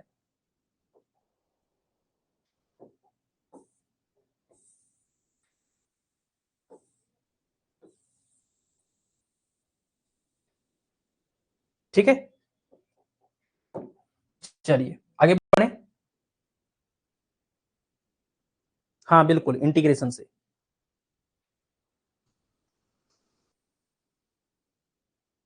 नहीं नहीं, टाइम के रिस्पेक्ट में नहीं लेंगे ना लिमिट। ये जो लिमिट है वो पोजीशन के रिस्पेक्ट में है, विस्थापन के, क्योंकि बल गुणे विस्थापन से कार्य निकलता है। तो यहाँ समय नहीं लिखेंगे, समय नहीं लिखना, यहाँ विस्थापन लिखना है, पोजीशन। ठीक है, एक बात तो ये समझ में आया, चाहे कार्य का मान बल का मान चाहे नियत हो चाहे परिवर्ती हो, अगर एरिया अंडर द कर्व मिल गया तो वो कार्य हो जाएगा। बाकी जब इस फार्मूले के ऊपर आना होता है तब ये इंटीग्रेशन वाली बात होती है। ठीक है, अब एक हम आपको एग्जांपल दे रहे हैं परिवर्ती बल का। परिवर्ती बल की वजह से कार्य का एक एग्जांपल आपको दे रहे हैं, दैट इज स्प्रिंग फोर्स।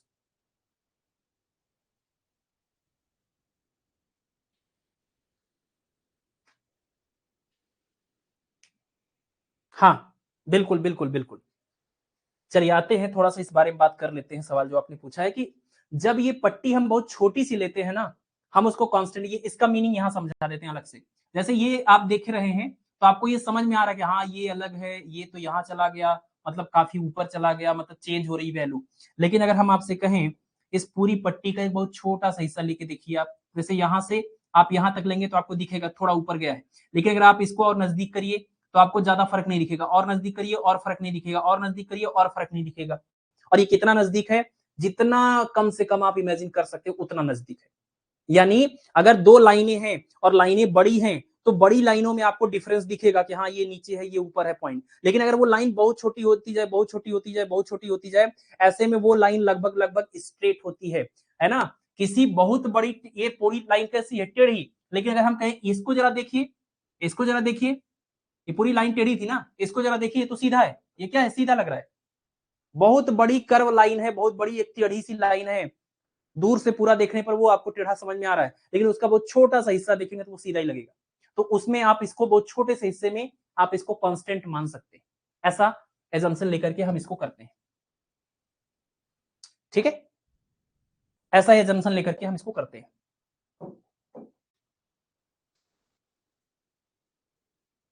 जैसे एक एग्जांपल आपको बताते हैं, ऑप्टिक्स आपने पढ़ा होगा। ऑप्टिक्स में हम लोग क्या बोलते हैं? ऑप्टिक्स में जब हम मिरर की बात करते हैं हम कहते हैं ये कॉनकेव मिरर है, ये कॉन्वेक्स मिरर है। तो अगर ये कर्व आपको दिख रहा है तो आप कह देते हैं कि ये कर्व का मतलब कि ये आगे जाके ऐसे गोल बनेगा, इधर कहीं सेंटर होगा, तो ये रेडियस ऑफ कर्वेचर बोला जाएगा, ऐसा बोल देते हैं। लेकिन लेकिन अगर हम आपसे ये कह दें कि भाई भाई ये एक प्लेन मिरर है, तो जरा इसका रेडियस ऑफ कर्वेचर बताइए, तो ये प्लेन मिरर है, इसका रेडियस ऑफ कर्वेचर बताइए, तो आप क्या कहते हैं? कहते हैं प्लेन मिरर का रेडियस ऑफ कर्वेचर इनफाइनाइट है। क्या मतलब निकल के आया इसका? भाई रेडियस ऑफ कर्वेचर का मतलब होता है सेंटर से सरफेस के बीच का डिस्टेंस, सेंटर से सरफेस के बीच का डिस्टेंस रेडियस ऑफ कर्वेचर। तो अगर ये प्लेन मिरर है तो इसमें सेंटर कहां से आ गया? ये प्लेन मिरर है तो सेंटर कहां से आ गया? इसका मतलब समझिए, प्लेन मिरर में सेंटर का ये मतलब हुआ कि जो प्लेन मिरर है, यानी ये जो आपको प्लेन दिख रहा है, ये किसी बहुत बड़े इनफाइनाइट साइज के एक कर्व मिरर का ही एक पार्ट है। अगर कोई बहुत बड़ा इनफाइनाइट साइज का एक मिरर हो तो उसका छोटा हिस्सा सीधा ही दिखता है। तो अगर ये प्लेन मिरर है तो आप ये मान सकते हैं कि इनफाइनाइट रेडियस वाले मिरर का ये हिस्सा है, रेडियस ऑफ कर्वेचर इनफाइनाइट बोलते हैं। मतलब जो सीधा भी दिख रहा है उसको भी हम कर्व से ही कनेक्ट कर रहे हैं कि किसी बहुत बड़े कर्व का ये छोटा सा हिस्सा है। तो जो बहुत बड़ा कर्व होगा उसके सेंटर से यहां तक की distance radius of curvature infinite होगी, है ना। तो ये वही चीज है, वही यहाँ पर एजम्पशन हम लेके चलते हैं। आइए आगे बढ़ते हैं। अगला हम जो टॉपिक पढ़ेंगे वो एक वेरिएबल फोर्स के केस में किया गया वर्क डन हम निकालने जा रहे हैं, और इससे बहुत इंपॉर्टेंट रिजल्ट भी निकल के आएगा। स्प्रिंग फोर्स का केस हम पढ़ने जा रहे हैं। Work done by spring force, work done by spring force. Spring force मतलब वेरिएबल फोर्स यानी परिवर्ती बल। ये परिवर्ती बल का उदाहरण है, ठीक है ना। नियत बल का उदाहरण क्या है, जैसे ग्रेविटी वाला केस है। कोई वस्तु है पृथ्वी से ऊपर जा रहा है, पृथ्वी की तरफ जा रहा है, तो उसके ऊपर एक नियत बल लग रहा है। कौन सा बल लग रहा है, वही गुरुत्वाकर्षण बल के बराबर, उसका मान फिक्स है m/g। लेकिन ये परिवर्ती बल का केस है स्प्रिंग फोर्स। इसके केस में हम बहुत सारी चीजें यहाँ पर समझने वाले हैं। पहले तो ये समझिए कि स्प्रिंग फोर्स का जो केस है उसका क्या मतलब है। ये मान लीजिए कोई एक फिक्स एक यहाँ पर दीवार है और इसमें से हमने कोई स्प्रिंग बांध दिया, और उस स्प्रिंग के अंदर हमने कोई एक ब्लॉक ऐसे बांध दिया, एक टुकड़ा बांध दिया छोटा सा। अभी ये टुकड़ा एकदम बीच में आराम से एकदम शांत से रुका हुआ है, x = 0 का केस है। x = 0 का मतलब इसके ऊपर हमने इधर कोई बल नहीं लगाया है। बाहर की तरफ लगने वाला बल कितना है, 0 है। बाहर की तरफ लगने वाला बल कितना है, 0। और बाहर की तरफ ये जो बल लग रहा है इसको हम F' बोल रहे हैं, ठीक है। तो ये साम्य अवस्था में है, लेकिन जैसे ही हम इसके ऊपर एक बल लगाएंगे, अगर हम इसके ऊपर बल लगा करके इसको मीन पोजीशन माध्य स्थिति से इधर या इधर खिसका देंगे, तो जरा देखिए, मान लीजिए हमने इसको आगे खिसका दिया, तो आगे खिसकाएंगे तो ये स्प्रिंग जो है थोड़ा सा खुल जाएगा, खिंच जाएगा, और स्ट्रेच होने के बाद में मान लीजिए ये सिचुएशन आ गई, यही ब्लॉक अब यहाँ पर पहुंच चुका है। और ये अगर आप देखें तो अब अपनी मीन पोजीशन से, ये मीन पोजीशन जो यहाँ पर हुआ करती थी, अब वही ब्लॉक का सेंटर यहाँ पर पहुंच गया है। मतलब दोनों के बीच में इतना डिस्टेंस हो गया है, यानी ये हुआ डिस्प्लेसमेंट। ये क्या हुआ, डिस्प्लेसमेंट हुआ। जो सेंटर यहाँ पर हुआ करता था इस जगह पर, वो उतनी दूर चला गया, ये डिस्प्लेसमेंट है, इस दिशा में विस्थापन हो गया। और हम इसके लिए हमने इधर की तरफ बल लगाया था, तो यहाँ बल का मान this is not equal to 0, यानी अब यहाँ पर सॉरी वेक्टर नहीं, हम यहाँ डैश लिख रहे हैं, F'। अब ये बल 0 नहीं है, मतलब इस बार हम बल लगा रहे हैं, ये हम दिखाने की कोशिश कर रहे हैं कि जब हमने इस स्प्रिंग के इस ब्लॉक के ऊपर बाहर की तरफ एक बल लगाया, तो जिस दिशा में हमने बल लगाया उसी दिशा में इसका विस्थापन हुआ है।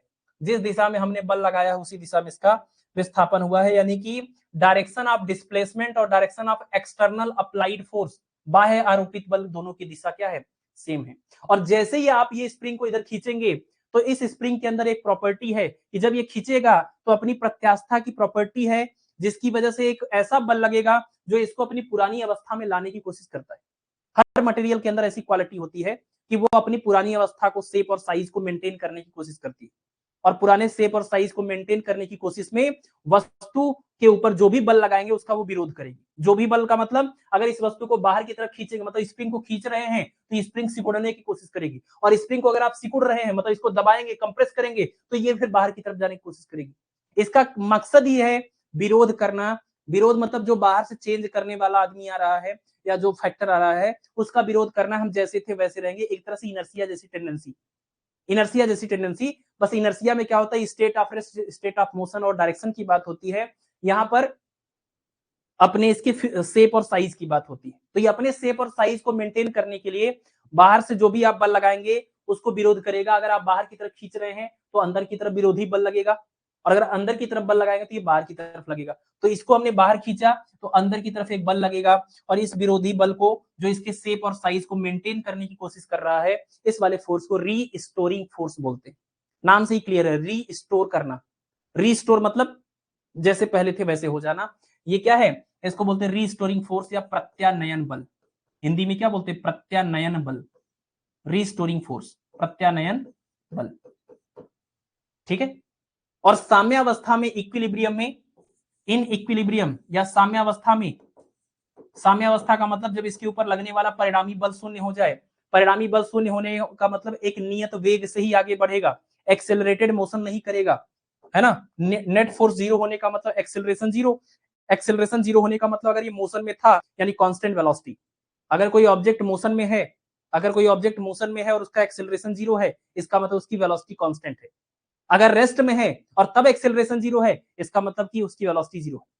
ठीक है, तो यहां पर ये मोशन में है, लेकिन अगर दोनों फोर्स इक्वल और अपोजिट हो जाए तो इसको बोलेंगे इक्विलिब्रियम स्टेट, और इस केस में नेट फोर्स जीरो हो जाएगा, क्योंकि इक्वल और अपोजिट फोर्स हो गए, तो नेट फोर्स क्या हो जाएगा, नेट फोर्स यहाँ पर जीरो हो जाएगा, जिससे इसकी वेलोसिटी कांस्टेंट हो जाएगी और ये एक कांस्टेंट वेलोसिटी से ही आगे बढ़ेगा।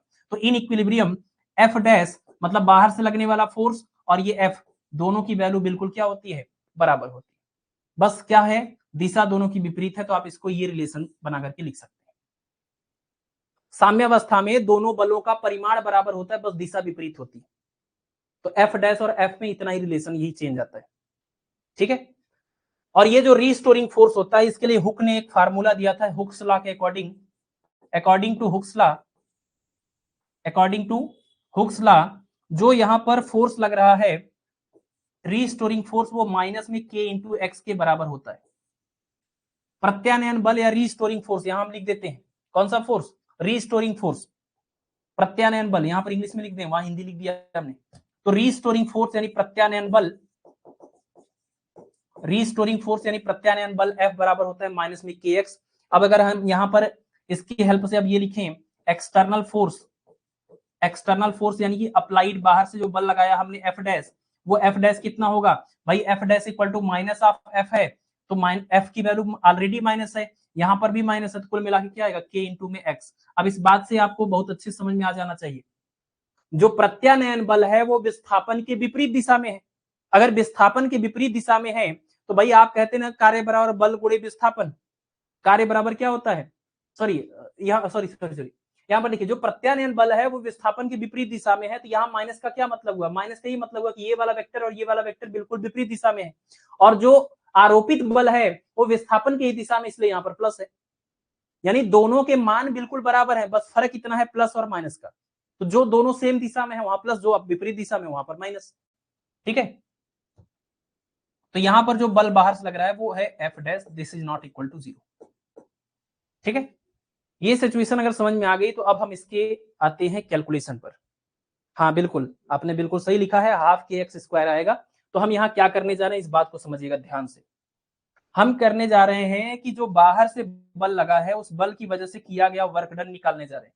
जो हमने इस ब्लॉक के ऊपर बाहर बल लगाया है, जो आरोपित बाहर एक्सटर्नल फोर्स है, वो एक्सटर्नल फोर्स ने कितना वर्क किया है हम वो लिखने जा रहे हैं। हम क्या लिखने जा रहे हैं, work done by the external force, work done by the external force. ठीक है,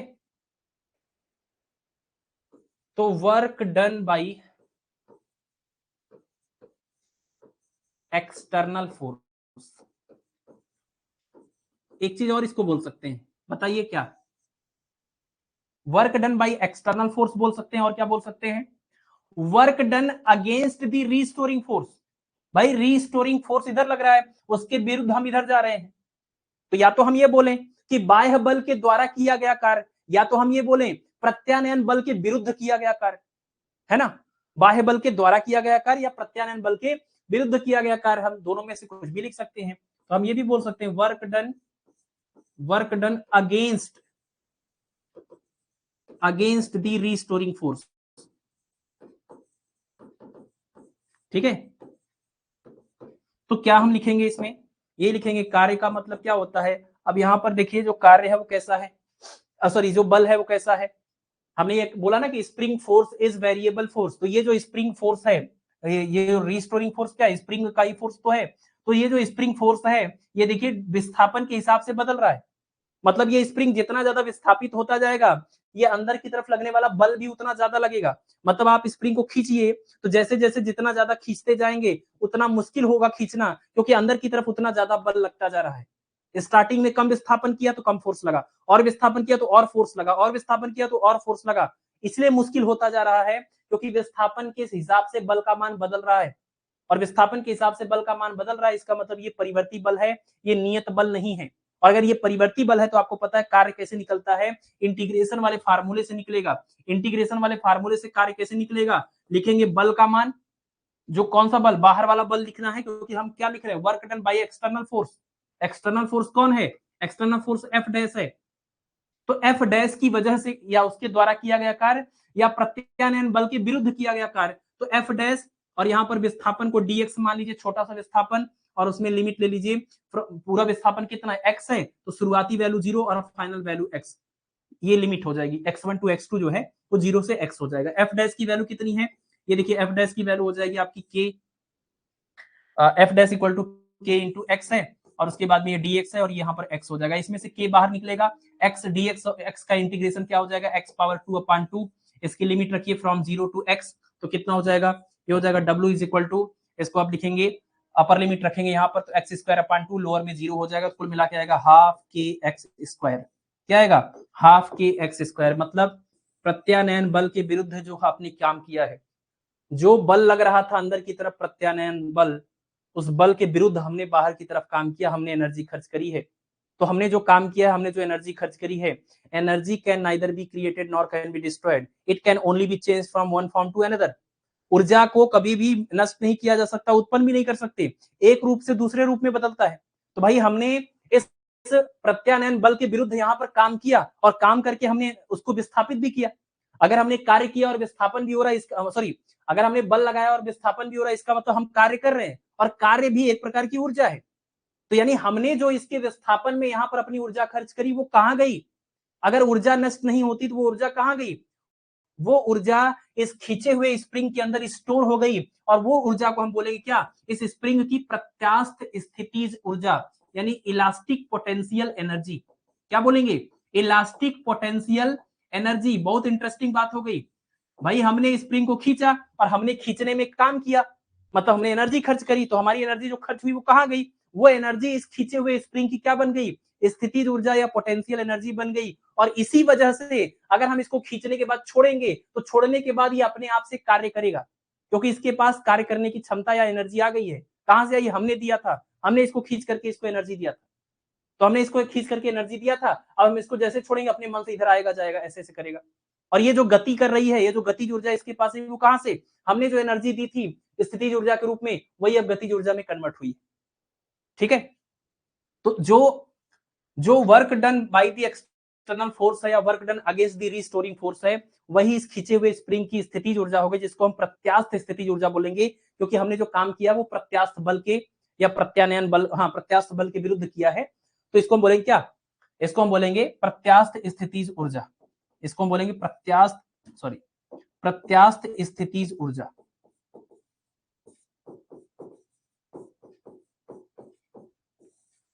प्रत्यास्थ स्थितिज ऊर्जा।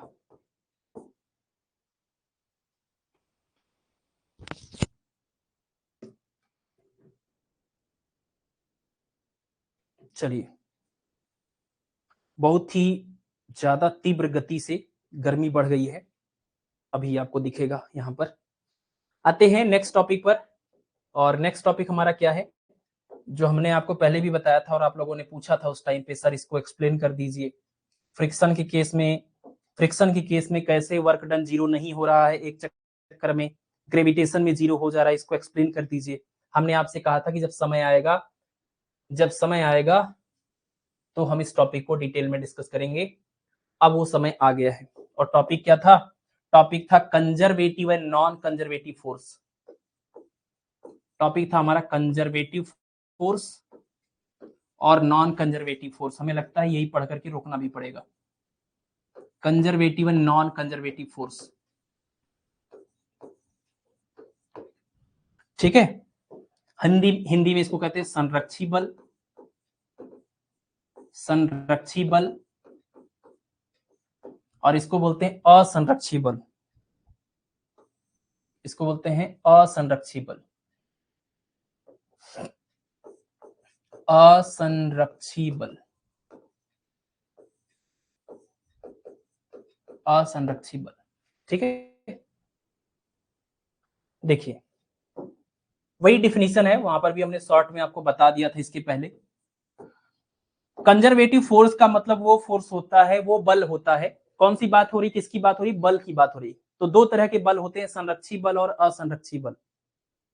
संरक्षी बल वो बल होते हैं जिस बल के द्वारा किया गया कार्य, संरक्षी बल वो बल होते हैं जिस बल के द्वारा किया गया कार्य पाथ के ऊपर, रास्ते के ऊपर डिपेंड नहीं करता है।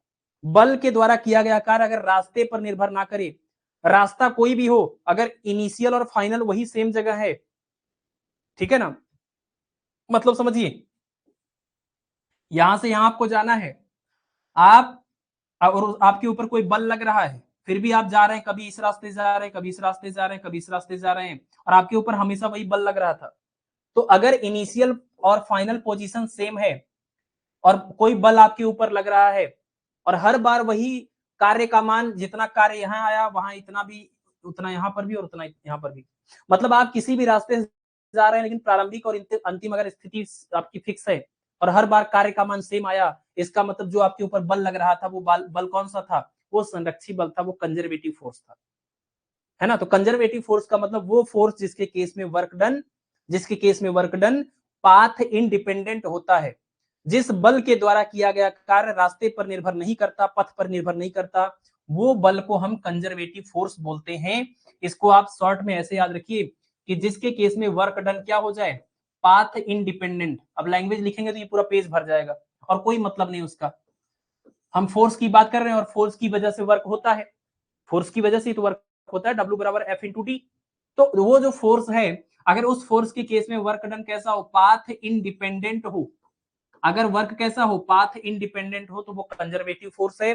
अगर पाथ डिपेंडेंट हो गया, अभी आपको दिखाते भी है इसका एग्जांपल, अगर ये वर्क डन पाथ डिपेंडेंट हो गया, रास्ते के ऊपर डिपेंड करने लग गया, तो फिर इसका मतलब कि जो वो बल था, जिस बल की वजह से आपने ये कार्य निकालना है, वो बल कैसा था, वो बल आपका, वो बल आपका नॉन कंजर्वेटिव था, ठीक है, वो बल आपका नॉन कंजर्वेटिव था। जैसे एग्जांपल की हम बात करें, एग्जांपल की बात कर लेते हैं पहले। वर्क डन पाथ इंडिपेंडेंट कौन से बल के केस में होता है, तो कंजर्वेटिव फोर्स के केस में होता है। जैसे एग्जांपल, अगर आप किसी जमीन से, ये हाइट है और इस हाइट पर आप जा रहे हैं, ये हाइट मान लीजिए h है, तो work done by the gravity, है ना, work done by the gravity या work done against the gravity, तो गुरुत्वीय बल के विरुद्ध किया गया जो कार्य है, चाहे आप यहां से डायरेक्ट यहां पर जाइए, चाहे आप ऐसे ऐसे सीढ़ी से होकर के जाइए, चाहे आप किसी और रास्ते से जाइए, अगर आप इस हाइट से इस हाइट पर गए हैं, तो हर बार गुरुत्वाकर्षण बल के विरुद्ध किया गया जो कार्य होगा, W बराबर होगा M इंटू जी इंटू एच के बराबर, जिसको हम यहां से यहां पर पहुंचे या यहां से यहां पर पहुंचे या यहां से यहां पर पहुंचे, जिसको हम यहां पहुंचने के बाद अपनी क्या बोलेंगे, गुरुत्वीय स्थिति ऊर्जा, क्योंकि गुरुत्वाकर्षण बल के विरुद्ध हम काम करके यहां पर गए। जैसे यहां पर स्प्रिंग को हम खींच रहे थे, तो प्रत्यास्थ बल के विरुद्ध खींच रहे थे, तो इस खींचे हुए स्प्रिंग के अंदर जो एनर्जी आई उसको हमने बोला प्रत्यास्थ स्थितिज ऊर्जा। वैसे ही हम जमीन से ऊपर जाएंगे, तो जमीन या पृथ्वी हमें लगातार खींच रही है, फिर भी हम ऊपर जा रहे हैं जबरदस्ती काम करके, अपनी एनर्जी खर्च करके, तो हमारी एनर्जी कहां गई, एनर्जी तो नष्ट नहीं होती।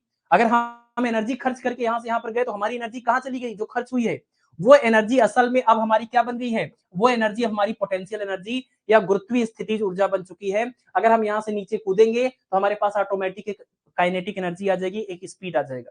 तो वो काइनेटिक एनर्जी या गतिज ऊर्जा कहां से आई, यही स्थितिज ऊर्जा गतिज ऊर्जा में बदल गई। और ये स्थितिज ऊर्जा कहां से आई, क्योंकि हमने काम किया था। कैसे काम किया था, गुरुत्वाकर्षण बल के विरुद्ध काम किया था, ठीक है। तो हम चाहे यहां से जाएं, चाहे यहां से जाएं, चाहे किसी और रास्ते से जाएं, अगर initial level final level same है, तो हर बार सेम वर्क डन होगा, सेम किया गया कार्य होगा। ऐसे केस में क्या होगा ऐसे केस में आपको हर बार सेम वर्क डन मिल रहा है, तो इसका मतलब गुरुत्वाकर्षण बल एक कंजर्वेटिव फोर्स है। लेकिन ग्रेविटी फ्रिक्शन में ऐसा नहीं होता। फ्रिक्शन के केस में अगर आप देखेंगे, फ्रिक्शन के केस में अगर आप देखेंगे, घर्षण के केस में, तो रास्ता अगर मान लीजिए आप यहां से, आपको जाना है एक जगह से दूसरी जगह पर, और आप इस रास्ते से गए, ये ज्यादा खुरदुरा था, इससे गए कम खुरदुरा था, इससे ज्यादा और ज्यादा था, तो रास्ता अगर आप बदलेंगे तो वर्क डन भी बदलेगा, क्योंकि हर केस में फ्रिक्शन बदल जाएगा, हर केस में फ्रिक्शन बदल जाएगा, घर्षण बदल जाएगा, तो किया गया कार्य भी बदल जाएगा। तो फ्रिक्शन एक नॉन कंजर्वेटिव फोर्स है, ग्रेविटेशनल फोर्स एक कंजर्वेटिव फोर्स है, ठीक है। पॉइंट नंबर 2, पॉइंट नंबर 2 देखिए। अब ये पॉइंट नंबर 2 कह रहा है कि टोटल वर्क डन या वर्क डन, इसको लिखना ही पड़ेगा, work done by conservative force, work done by conservative force in a closed path या closed loop is always zero, is always zero. एक क्लोज्ड पाथ में या क्लोज्ड लूप में, क्लोज्ड लूप का मतलब क्या, जहां से चले थे घूम फिर के अगर वहीं पर आ गए, अगर इस तरह का अगर रास्ता है और कंजर्वेटिव फोर्स या संरक्षी बल लग रहा है तो टोटल वर्क डन जीरो आएगा। और इसको लिखने का तरीका क्या है, टोटल वर्क डन बराबर छोटे से रास्ते का work done F dot DL, DL मतलब छोटा सा डिस्प्लेसमेंट है तो डीएक्स की जगह पर डीएल लिख दिया। तो छोटे से विस्थापन का कार्य निकाल के इसको इंटीग्रेशन कर दीजिए और यहाँ गोला बनाने का मतलब कि घूम फिर के जहां से गए थे वहीं आ गए, मतलब क्लोज्ड लूप है, क्लोज्ड पाथ है। तो क्लोज्ड पाथ में टोटल वर्क डन, और ये फोर्स अगर कंजर्वेटिव है तो ये टोटल वर्क डन क्या आएगा, ये जीरो निकल के आएगा। और इसको आप समझ भी सकते हैं कैसे, एग्जांपल आप ग्रेविटेशन का ले लीजिए। जैसे मान लीजिए आप नीचे से ऊपर गए, नीचे से गए ऊपर, ऊपर से आ गए आप नीचे।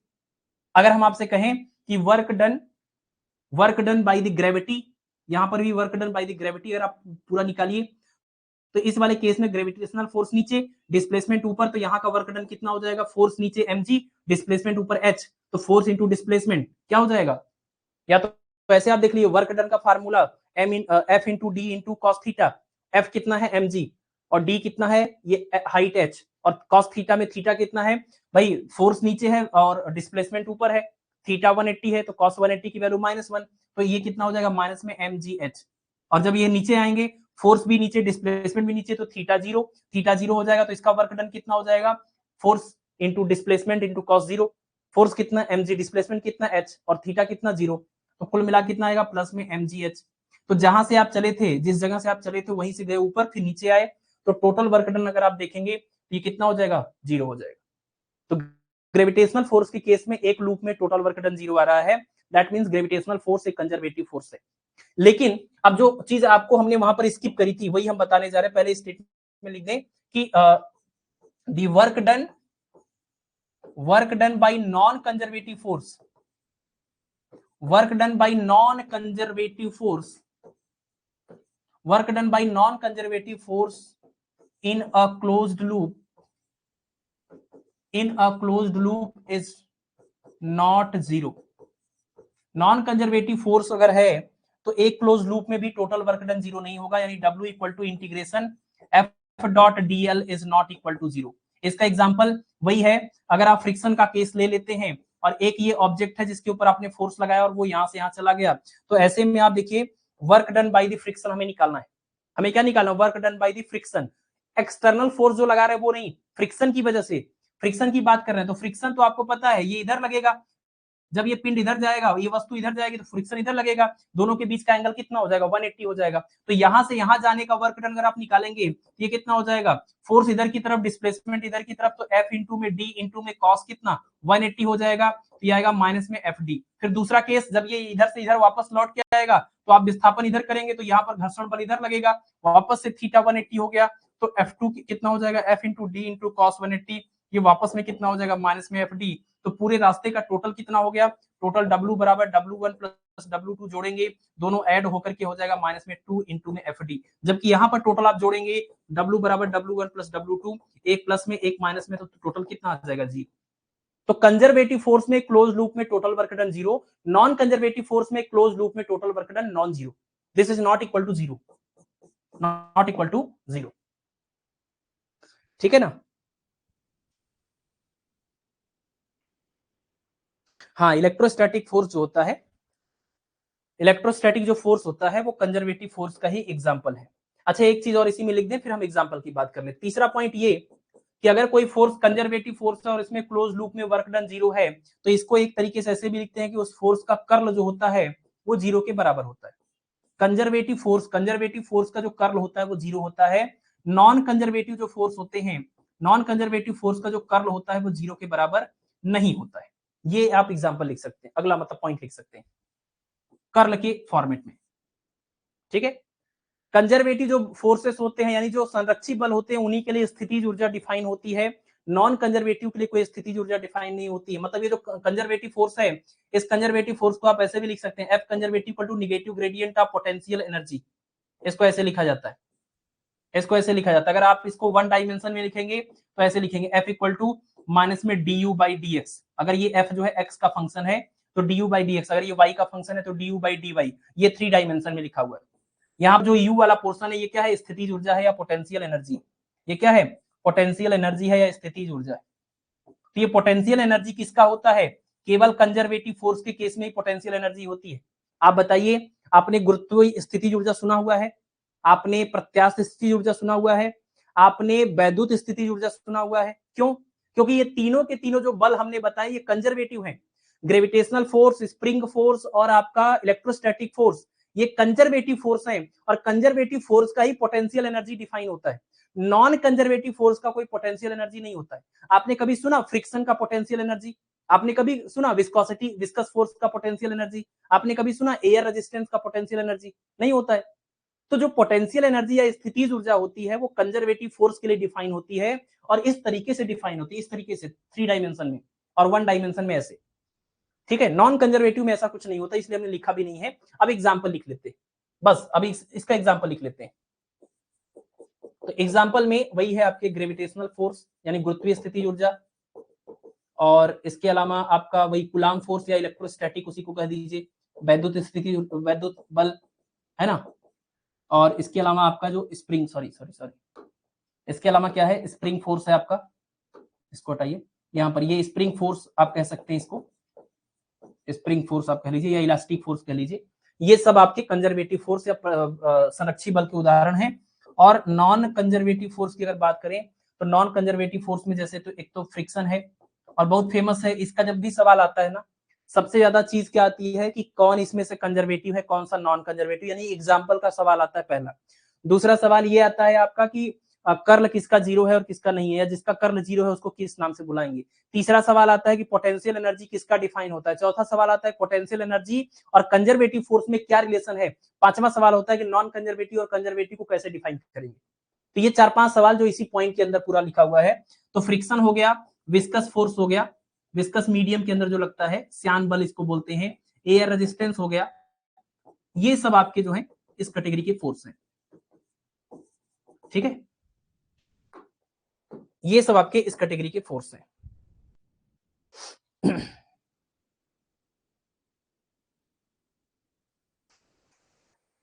क्या इलेक्ट्रोस्टैटिक फोर्स जो है वो इलेक्ट्रोमोटिव फोर्स के अंडर आता है?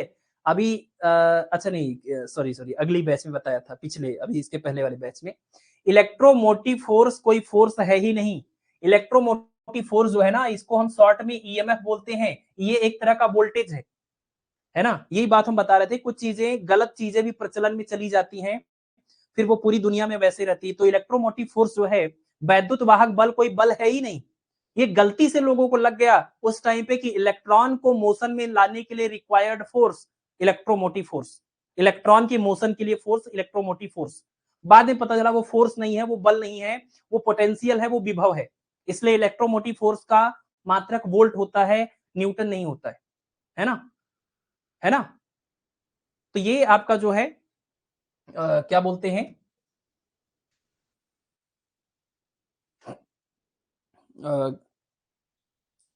जो कंजर्वेटिव फोर्स है और नॉन कंजर्वेटिव फोर्स है, उसमें ये इलेक्ट्रोमोटिव फोर्स कोई फोर्स नहीं है, ठीक है।